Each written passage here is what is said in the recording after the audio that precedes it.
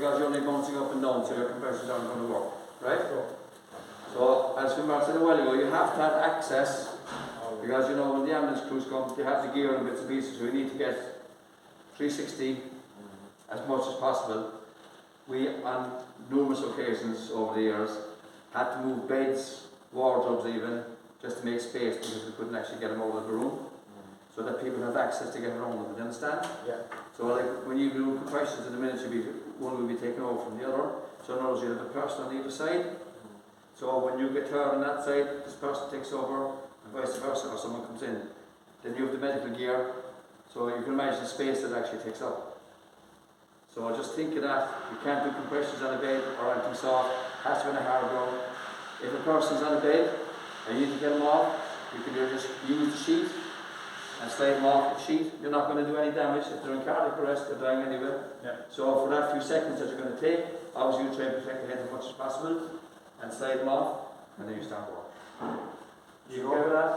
You know, in the case where it says do a hair, you know, I don't know if it was a child or an infant or something. We'll talk about that in a minute when we just go over the others, but you actually, you assess what you have in front of you. Yeah. Like some children are like an adult, size-wise, some are like an infant. You know what I mean? As God's frame, like an elderly person like me, we're going to have a delicate frame. Like, you know, you see men and women who've done a bit, their bones are a bit smaller in bits and pieces. So you have to kind of assess that as it is. Like if you're a strong person, you wouldn't be going down full back on them. No, I mean, the partner's cousin was that child there on Christmas Eve there, there was a band there with the car there. Yeah, we talk about the children after, we just go through that afterwards, different things. Children you can use with one hand, depends on the size of the child. Infant is a different ball game again. Understand? Yeah. So you have to really assess what you have in front of you. If you're a very obese person, it's still the same. You should have to do the compressions, you should have to do the pressures. Understand? It's not. You just have to adjust accordingly, and you will adjust. You'll be surprised what goes into your head, and you can feel the movement when you move the compressions. If you're going down too far, you're obviously going into the ribs. And if you crack the rib, so what? Can you live with a cracked rib? Yeah. Can you live with a dead heart? No. That's the rib. Yeah? Yeah. So, Fred, this is Fred.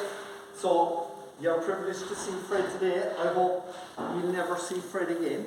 Okay? Because if you see Fred again, the chances are you're in trouble.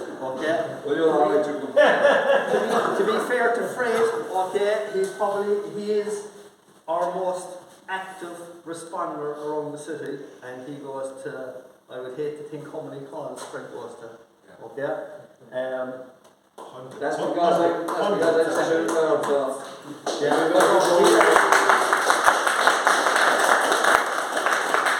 he's out morning, noon and night going on calls, to be fair to him. He's an expert on doing CPR. He's an expert at clearing space inside the bedrooms where you look at a bed, right, and you say there's no way someone is going to lift this bed and clear some space in a room, and in 2 seconds flat, Fred will have the bed up on its side, push to one side, and we'll have loads of room all around the patient that's on the road. So, Fred is just going to show you a couple of compressions here. We'll go back to the video and we'll get you up and get you doing it. So, once we just turn this around so you can see it better. Once we've assessed our patient that they are unresponsive, they're not breathing, we've called for help. Okay? And I suppose we sometimes kind of forget to do that call for help. When we're doing the training, because normally we're the help, we've been called to give the help, so we don't need to be making those phone calls for the ambulance service. But you know, in your situation, you need to make that call for help, call for the ambulance service, establish whether our patient is breathing, yes or no, and at that point then we've decided, yes, we're going to give these compressions or whatever. So normally we would somewhat expose the patient, because we need to landmark where we're actually placing our hands. And hand placement is very important in relation to giving good quality compressions. How long do you think we're good for giving compressions? How long would you think to give it? Huh? No, to keep going. Not long. Keep going, Okay. Yeah, and give me a time, like, would you be good for an hour? Would you be good for 10 minutes? About 2 minutes. About 2 minutes, yeah, exactly. We're only good for... Yeah. No, that's scratch head. Yeah. Sure. We're only all good for about 2 minutes of CPR. After that, our quality of CPR starts to fade. We start to lean a little bit on the chest, which means that the chest isn't actually recoiling, it's not actually coming all the way back up, so the heart isn't actually filling completely back up with blood, and we're not going to be pushing deep enough. So we're then just not circulating that blood volume correctly. And what's really key, like, is that it takes you nearly that 2 minutes to actually get blood pressure back up, okay?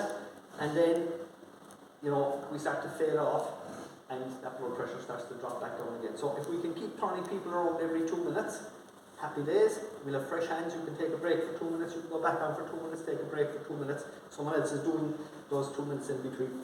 Okay, so when it comes to landmarking, where we're going to place our hands, in between the nipple line, yeah, and centre of the chest. so down the middle of the sternum, yeah, and heart going down the middle. Heel of your hand, whichever is your dominant hand, right? And you can link your fingers in this way if you can. If you can't, you can do it that way. Understand? Oh, I'm just doing this. Is that the right way? No. How long does it last? Not About very long. 30 seconds and your hands be erect. Landmark. Straight over the chest where you are. Your knees are slightly apart. The reason being is you're relaxed and you can actually move. If you're too close in like that, you're not comfortable. And if you're over this way too far, you're actually pushing across the heart rather than down on the heart. You understand? Got that? So when you lock your elbows in, all your powers go down your arm. Whereas if your elbows are bent, it's only your wrists to do the work, and that's useless. So what you need to do is landmark on, you're right over the chest, and it's just walking movement then. So your upper body is actually doing the work. It's not your wrists or elbows. This is the way we're working. I can still talk and work at the same time. When you're talking to your colleague or whatever the case may be, you're breathing, you're relaxing to a certain extent, otherwise you'll be tensed up, your muscles will tense up across your shoulders, you get tired faster. Understand? If you are doing it with a colleague and there's nobody else around, encourage them, say, that's good compressions, keep going, you're doing well. The interaction is there, so you're supporting each other, and then when you change over, he can do exactly the same to you. Sometimes what happens is the hand moves off to where it should be, so they can say, right, we need to move the hands back up into position. No point in being doing on here, has to be over the centre of the So heart. it's right on the chest bone. Right on the chest bone, right the between the nipple sternum, line. yeah, and across the nipple line. Question, yeah, I don't have the heart to go from one side. It is slightly to your left, but that's the best place to do it right in the middle. Yeah. It's protected by your sternum and your ribs. So by pressing the sternum, it squashes it significantly to allow us to do it. It's also easier for people to find that middle piece. Yeah. They don't want you to go too high, they don't want you to go too small. We do a thing called pit stop CPR. It means that, you know, in Formula Racing, Formula 1, when the cars come in, they put the tyres on, they put the fuel in, they clean it off. If everybody on that team did their job slightly better, collectively they make a difference. So we teach pit stop CPR that if everyone did each little piece slightly better, we have a better outcome for the patient.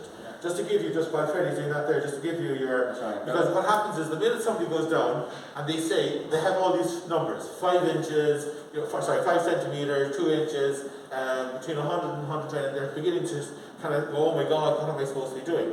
We try and keep it simple. So if we listen here,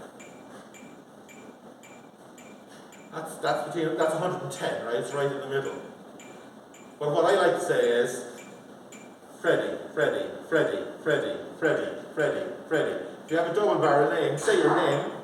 Say your name as you're doing it. Say it clearly. And each time you say your name, push down, and you'll roughly get the right speed. Just quick. So what happens is, the minute this happens, the last time we did a course, Freddie came in, and Freddie, the class didn't know him, and Freddie, he said he was the caretaker, and as he was doing something, he collapsed. And all the class, just like you, I think it was 2 people or 1. One came over. One came over. Now he had introduced himself as a caretaker and he was just saying, just getting some stuff here, lads. Then we were out of the room, then he fell down the stairs and 1 person of the class came over. So you've got to be ready here, you've got to kind of get into your heads, if somebody collapses, it's not normal, and we need to do something about it. If we realise they have no breathing, we're going to start CPR, and if we're going to do CPR, we want to try and get the speed right. So start thinking of Freddie. Most CPR attendance in Cork, and just go Freddie, and it'll roughly get you right, and then you can relax into it and start getting it. And that's the CPR pit stop, getting each little piece right. Does that make sense? Yeah. And it's nice and easy to remember, and you can do it, and it's clean. Alright, will we get everybody through this? Yeah. So there's 17 of us, so we get the first 14. Like if the two of you come forward, switch them on. Yeah. Switch on your mannequins. And there'll be a few at the end, but we get you to do that separately.